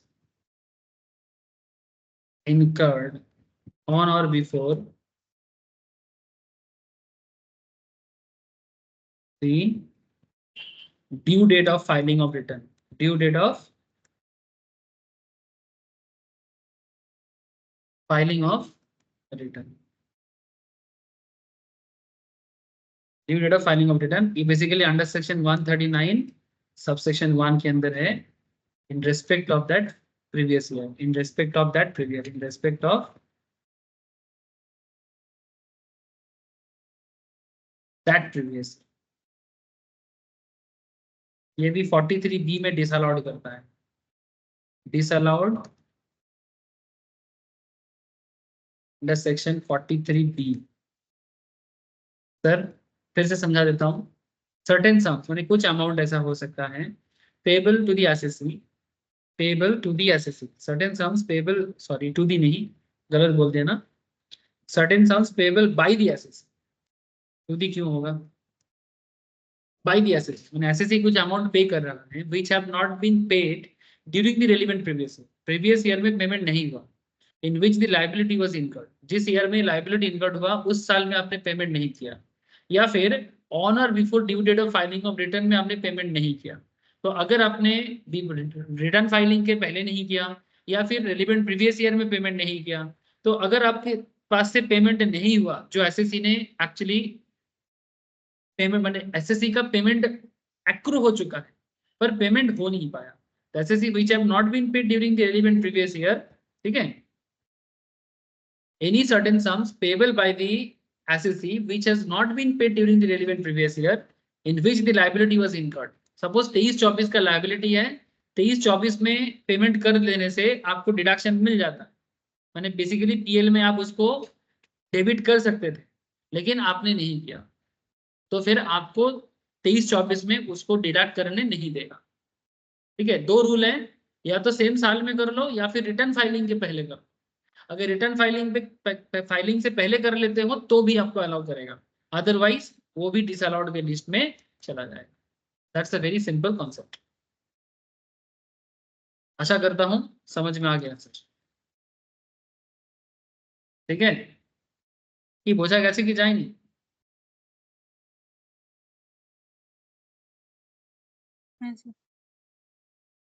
next,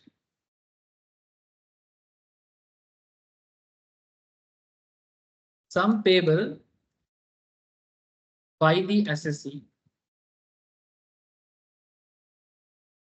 to a micro or small enterprise beyond the limit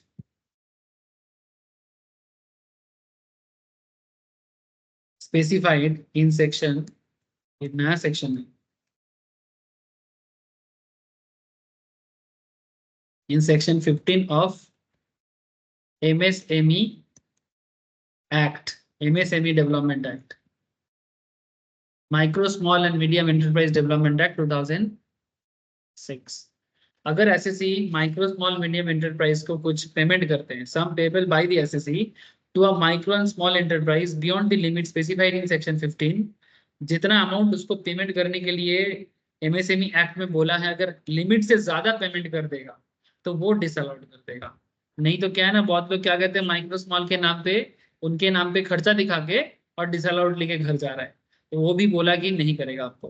ठीक है, जितना अलाउ करेगा उतना आपको debit करने देगा, उससे ज्यादा करेगा तो वो डिसअलाउड हो जाएगा 43B के तहत।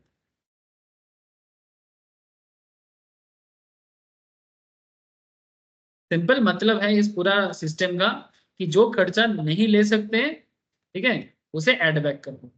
जो खर्चा नहीं ले सकते उसे एड बैक कर दो। बस आपको खबर होना चाहिए कि कौन सा खर्चा नहीं ले सकते और कौन सा खर्चा ले सकते। उस खबर को ढूंढने के लिए हम लोग ये सब लिख रहे हैं।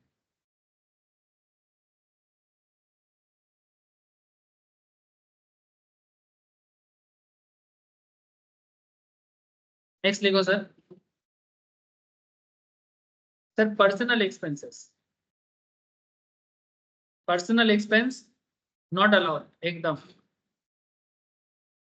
आपका व्यक्तिगत खर्चा, आप अपने गर्लफ्रेंड को लेके घूमने जाओगे, अपने वाइफ को लेके घूमने जाओगे और बिजनेस में उसको डेबिट करोगे, हाँ, बाइक का तेल का खर्चा, हाँ, डॉक्टर दिखाने जाओगे, ठीक है, ऐसे डॉक्टर के कुछ चीजें आपको डिडक्शन मिलता है, चेकअप का वगैरह का 80 से 80 में। बट नॉर्मली पर्सनल खर्चा जो भी होता है ना, उसको अलाउड नहीं करते सेक्शन 37। याद रखिएगा, तो नेचर पढ़ के समझ जाना सर, ये पर्सनल है कि बिजनेस का है। पर्सनल अलाउड नहीं है, पर्सनल अलाउड नहीं है, अगर करोगे तो एडबैक हो जाएगा। Next,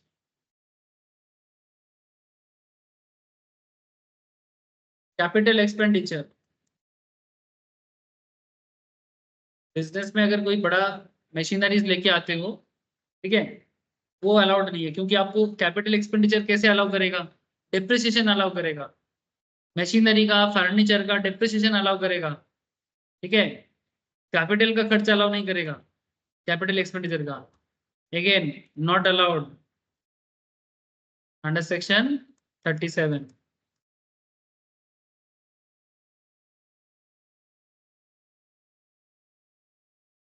repairs of capital nature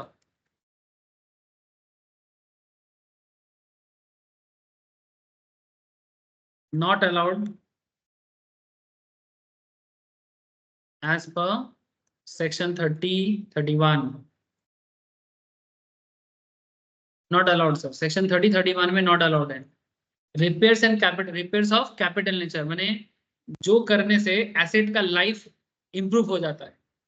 से फॉर एग्जांपल आपका एक मशीन था, मशीन पे आपने ऐसा कुछ किया जिसमें आपका मशीन का उम्र बढ़ गया है, पहले वो 10 साल के लिए उसका लाइफ था, अभी और 1 साल 2 साल बढ़ गया है, तो जिसमें किसी मशीन का लाइफ बढ़ता है उसे कैपिटल नेचर का रिपेयर बोलते हैं। ठीक है, जैसे मानो एसी, एसी में गैस रिफिल कर दिया, तो रिफिल करने से आपका एसी का लाइफ बढ़ जाएगा, वो पहले से ज्यादा दिन तक दौड़ सकता है, तो ऐसा चीज। लेकिन मानो कोई स्पेयर पार्ट्स, जस्ट एक कुछ पार्ट्स खुल गया उसको ठीक कर दिया, तो पार्ट खुला उसको ठीक कर दिया, उसमें लाइफ में बहुत ज्यादा कुछ नहीं हो जाता। ठीक है, ऐसा कुछ करने से जिसमें उसका लाइफ लाइफ का लॉन्जिविटी बढ़ता है, उसे कैपिटल नेचर कहते हैं, ये अकाउंटेंसी हमें सिखाते हैं। तो ये सब खर्चा भी आपको अलाउड नहीं करेगा।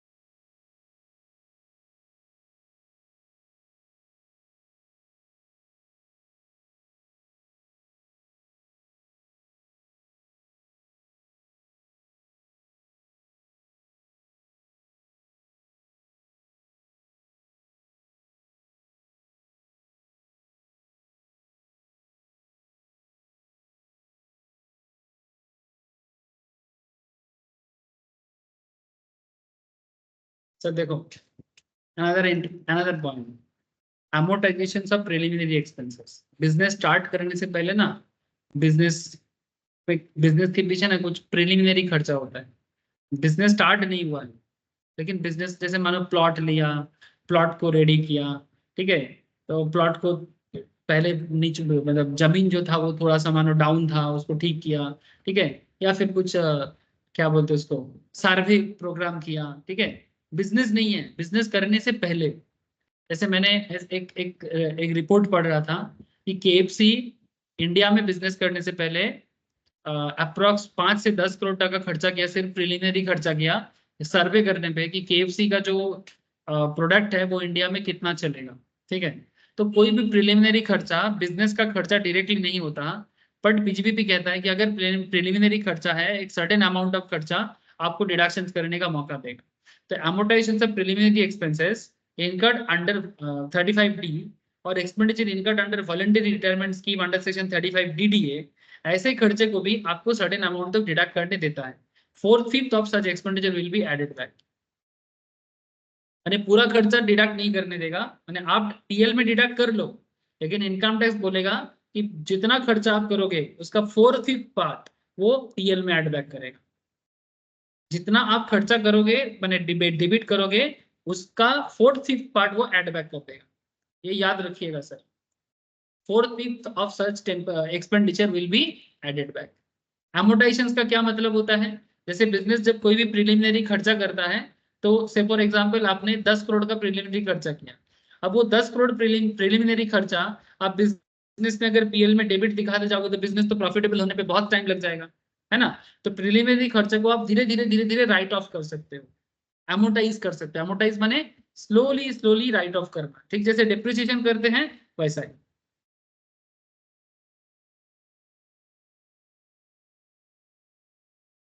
सब नियम कानून बता दिया सर, आपको बस नियम कानून के साथ कनेक्टिविटी बना के चलना चाहिए, नियम कानून के साथ कनेक्टिविटी बना के चलना चाहिए।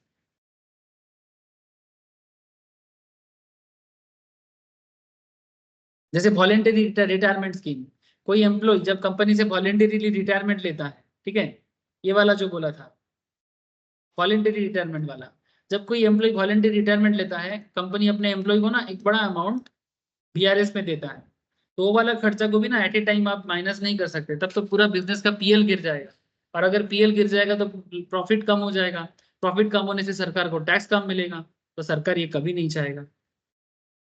लॉजिक समझ जाओ ना इस कॉन्सेप्ट के पीछे, डेवलपमेंट के पीछे, तो आपको याद रखना भी थोड़ा इजी हो जाएगा।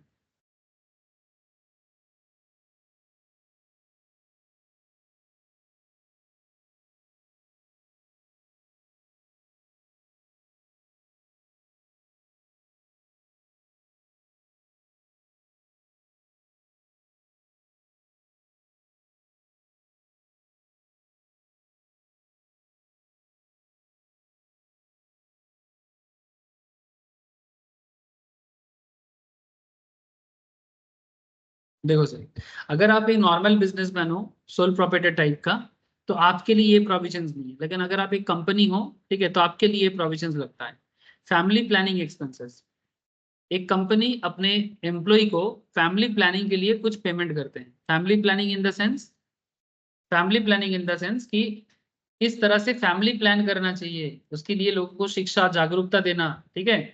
क्या है ना, हमारे देश में कुछ चीजें बहुत भयंकर टाइप का रूप लेता है, आजकल कम हो गया है, स्पेशली अर्बन एरिया में तो बहुत ही कम हो गया है, गांव साइड में अभी भी है, तो ताकि वो 2 से ज्यादा बच्चा ना ले, बच्चा को लिखाए पढ़ाए, ठीक है।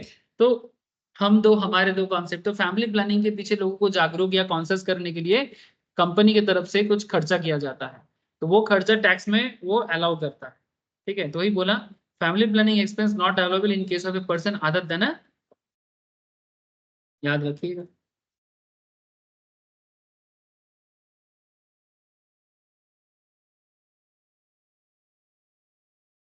अनदर वेरी इंपॉर्टेंट है फाइन और पेनल्टी,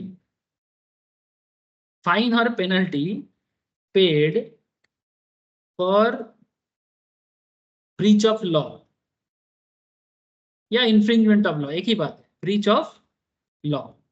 माने आप लॉ तोड़ते हो। सपोज आपको टैक्स फाइल कर लेना चाहिए था, जीएसटी फाइल कर लेना चाहिए था, कस्टम एक्ट ड्यूटी दे देना चाहिए था, माने टाइम पे जो काम करना चाहिए था कंप्लायंस, अगर आपने नहीं किया तो आप उसके लिए फाइन भरते हो। तो लॉ को तोड़ने के लिए अगर आप फाइन भरते हो तो आपका खर्चा है, पर इनकम टैक्स कहते हैं ये वाला खर्चा हम अलाउ नहीं करेंगे।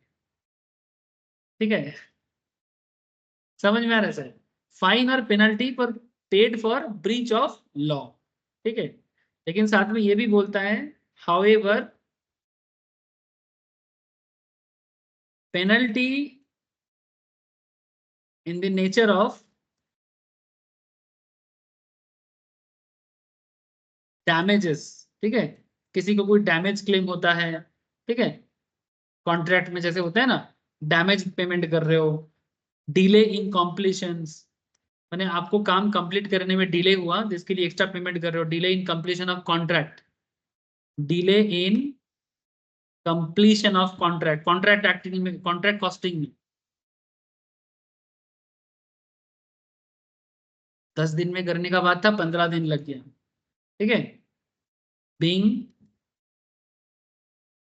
कॉम्पेंसेटरी इन नेचर, मैंने बेसिकली किसी को कंपेंसेट करना, हाँ भाई मेरे लिए तुम्हारा प्रॉब्लम हो गया, चलो मैं तुमको कुछ कंपेंसेट करता हूँ। अगर कंपेंसेटरी नेचर का है ना,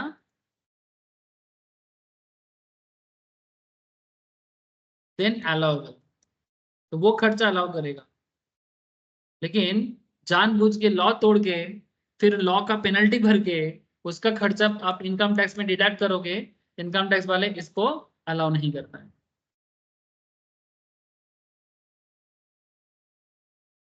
ये বোঝা যাচ্ছে তো? हाँ sir.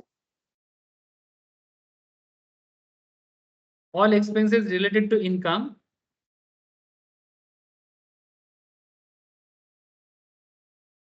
which is not taxable under this head, इसके ऊपर भी लास्ट दिन क्वेश्चन में पढ़ाए थे, सॉल्व करवाए थे। In all expenses related to income which is not taxable under this head, माने जो पीजीबीपी हेड का नहीं है, जैसे कि यहाँ पर एग्जांपल दिया है, फॉर एग्जांपल दैट इज नहीं, ई डॉट जी डॉट दे दो sir, E dot G dot, से फॉर एग्जांपल म्यूनिसिपल टैक्स। अब म्यूनिसिपल टैक्स आप लोग जानते हो कहाँ यूज होता है, municipal tax in respect of residential house property, in respect of residential house property. अब म्यूनिसिपल टैक्स तो हाउस प्रॉपर्टी का नेचर है ना, हाउस प्रॉपर्टी हेड के अंदर आएगा। वो पीजीबीवी में खर्चा क्यों दिखाओगे आप कि मैं म्यूनिसिपल टैक्स पे किया आपका रेसिडेंशियल प्रॉपर्टी का?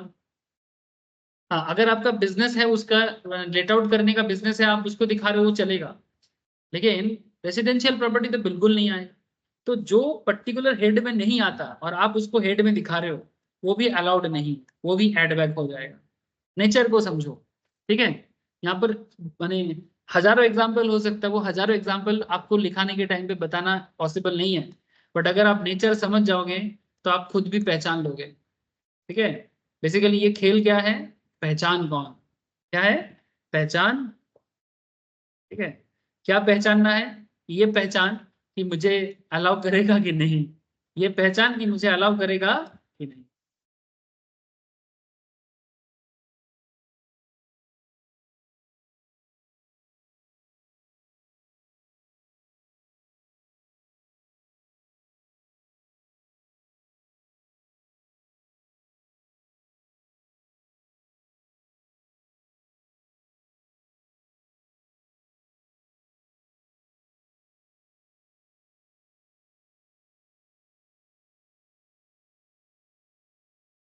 Any sum paid by the assessee as an employer by way of contribution to pension scheme under section 80 CCD exceeding 10% of the salary of the employee।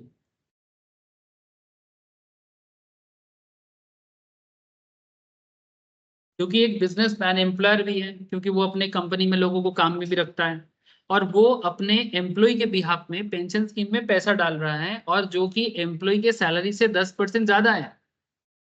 Employ का salary अगर मानो annually 5 lakh है, और आप उसके pension scheme में hardly 50,000 तक दे सकते हो, 60,000 नहीं दे सकते। तो अगर ज्यादा कर दोगे तो अमाउंट क्या हो जाएगा? Any sum paid by the assessee as an employer by way of contribution to the pension scheme under section 80 CCD exceeding 10% of the salary of the employee disallowed हो जाएगा, डिसअलाउड हो जाएगा। ठीक है, कॉन्सेप्ट क्लियर करना sir, नहीं तो item पहचान नहीं पाओगे। एग्जाम में प्रॉब्लम यही होता है, आइटम पहचान पाना। ठीक है, तो ये जितना भी मैंने आपको बताया, ये सारा पॉइंट जो था, ये बी पॉइंट, मैंने बेसिकली जितना भी पॉइंट अभी तक आया, सब पॉइंट जोड़ जाड़ के एक टोटल आता है, उसको यहाँ पर बी नाम दिया जा रहा है। क्या नाम दिया जा रहा है? बी। और जो ए था, ए माने पीएल, पीएल के साथ ये सारा अमाउंट जुड़ गया, जुड़ के जो वैल्यू आया उसको बोलता है सी। ठीक है, जस्ट एक फॉर्मेट स्ट्रक्चर है, ऐसे कोई मैंडेटरी नहीं है, एक स्ट्रक्चर है। सर ये हो गया ऐड क्या होता है। अब आपको मैं लिखाने जा रहा हूं सर लेस क्या होता है। ठीक है, लिख लो सर, लिख लो क्या क्या ऐड होता है, मैंने आपको लिखाया पीएल के साथ। अब आपको मैं बताने जा रहा हूं सर लेस क्या क्या होता है, तो प्लीज फॉलो करना। लेस अमाउंट क्या क्या है, इसमें एक हेडिंग कर दो sir, expenditure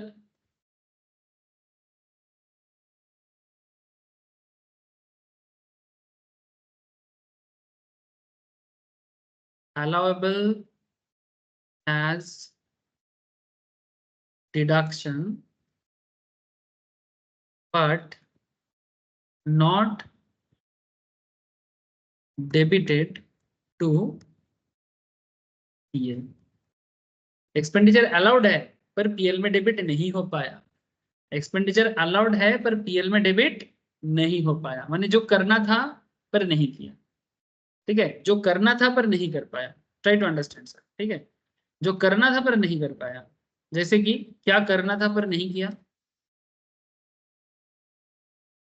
depreciation computed as per Rule 5 of Income Tax Act.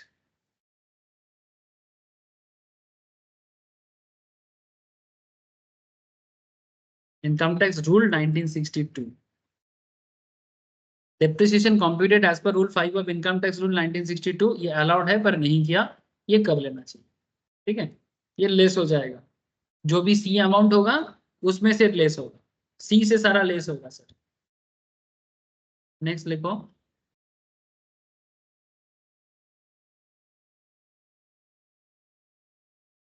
अच्छा सेम और एक चीज, almost 30% of expenditure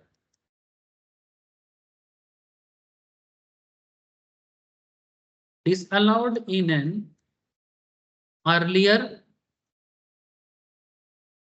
previous year due to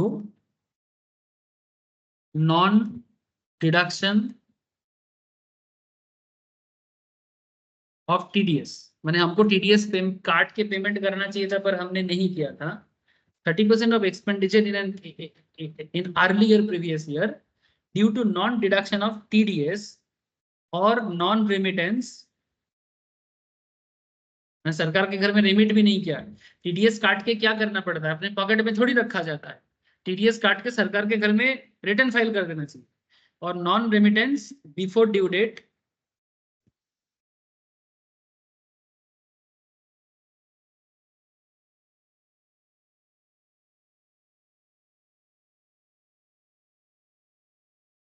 before due date under section filing return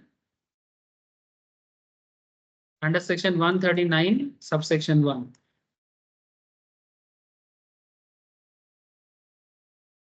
of that year.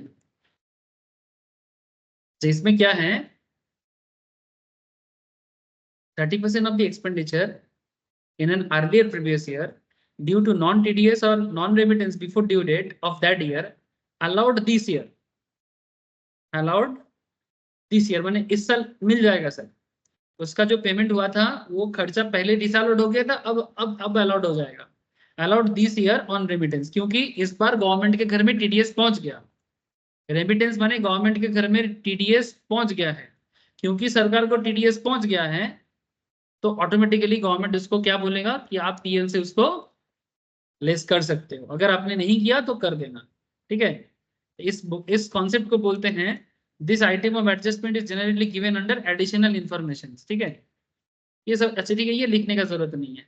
माने बेसिकली आपको additional information पे दे देता है, और अगर आपने पहले नहीं किया तो इस बार आप लेस करके उसको एडजस्ट कर दो, क्योंकि ये लेस करना आपका राइट है, ठीक है। क्योंकि टीडीएस काट चुका है, गवर्नमेंट के घर में रेमिट हो चुका है, तो फिर देने में कोई हर्ट्स नहीं, लेस करने में कोई प्रॉब्लम नहीं। Another amount disallowed in an earlier previous year as per section 43B due to non-payment.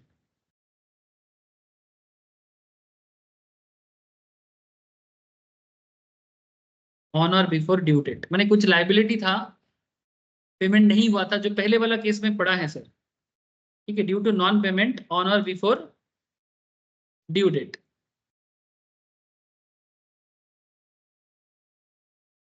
On और before due date under section 139 subsection 1, जो कि एनुअल रिटर्न का सेक्शन है एज पर कंपनीज एक्ट, ठीक है। वो अभी अलाउड हो जाएगा क्योंकि उसका पेमेंट हो चुका है। Allowed as deduction in this year on actual payment, on actual payment माने इस साल एक्चुअल पेमेंट हो जाएगा तो आप डिडक्शंस आप ले लेना, और ये सब एडजस्टमेंट में बता देगा, एडिशनल इंफॉर्मेशन पे गिवन रहेगा। एडिशनल इंफॉर्मेशन में विल बी गिवन, ठीक है, लिख लो, will be given on additional information, will be given on additional information.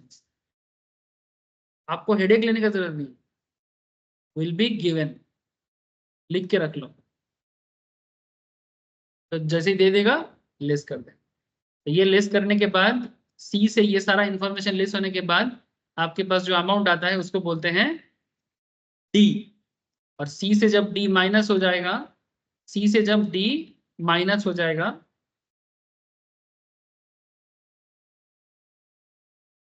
जैसे हम लोग बोलेंगे सी माइनस डी, और हमें जो टोटल मिलेगा उसे हम लोग नाम दे देंगे आउटर में ई।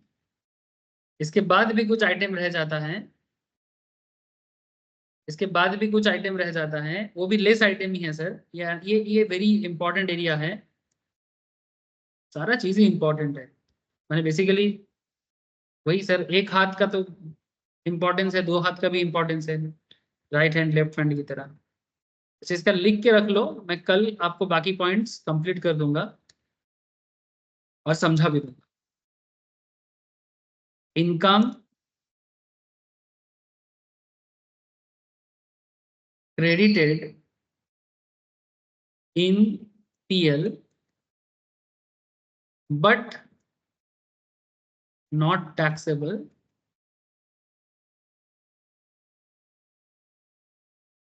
under any other head। माने समझ रहे sir, income credited in PL माने बेसिकली हमने पीएल में क्रेडिट कर दिया, but not taxable, but not taxable माने वो इस हेड में टैक्सेबल नहीं है, और taxable under any other head, ठीक है। सॉरी, यहाँ पर लैंग्वेज थोड़ा ये हो गया, बट नॉट टैक्सेबल पहले लिखो, बट नॉट टैक्सेबल, फिर स्लैश दे दो, फिर टैक्सेबल लिखो अंडर एनी अदर हेड। माने अगर कोई इनकम पीएल में क्रेडिट हो चुका है लेकिन वो पीजीबीपी का इनकम नहीं है, जैसे कि डिविडेंड इनकम, डिविडेंड इनकम आप पीजीबीपी में नहीं दिखा सकते, ठीक है। डिविडेंड इनकम आप पीजीपीपी पे नहीं दिखा सकते, बट अगर आप दिखाते हो तो वो लेस हो जाएगा। ठीक है, तो ठीक है, नेक्स्ट दिन बाकी आइटम कंप्लीट करके और 115 बीएससी तो हो जाएगा। और क्या बोलते हैं उसको, स्पेशल प्रोविजंस मैंने जो अभी ऑप्शनल है, ऑप्शनल वाला का भी जो छोटा सा पॉइंट है उसको कंप्लीट करके फिर हम लोग क्वेश्चन आंसर पे निकल पड़ेंगे। ठीक है, लेकिन मैं आपको इतना समझा सकता हूँ सर कि आपको समझ में आ रहा है ना सर कि अल्टीमेटली क्या ऐड और क्या लेस होता है, टीएल के साथ क्या एडजस्टमेंट करना पड़ता है, बाकी डिस्कशन कल कंप्लीट कर देंगे। ठीक है, यस सर। ठीक है, अगर कोई लिख सकता है तो ऑलरेडी नोट्स कलेक्ट करके लिख लो। ठीक है, जैसे दर्ज करता है, ठीक है, लिख के रख लो, नेक्स्ट दिन समझा भी देंगे और थोड़ा बहुत जो बाकी है उसको भी कंप्लीट कर देंगे। और उसके बाद क्वेश्चन आंसर प्रैक्टिस और डिफरेंट डिफरेंट सेक्शंस को इंडिविजुअली जान देंगे, तो फिर क्या होगा, पीजीपीपी में धीरे धीरे ग्रिप आना स्टार्ट हो जाएगा। थैंक यू सर, इतना ही, टाटा, thank you sir, bye. Bye sir, bye sir. Bye sir.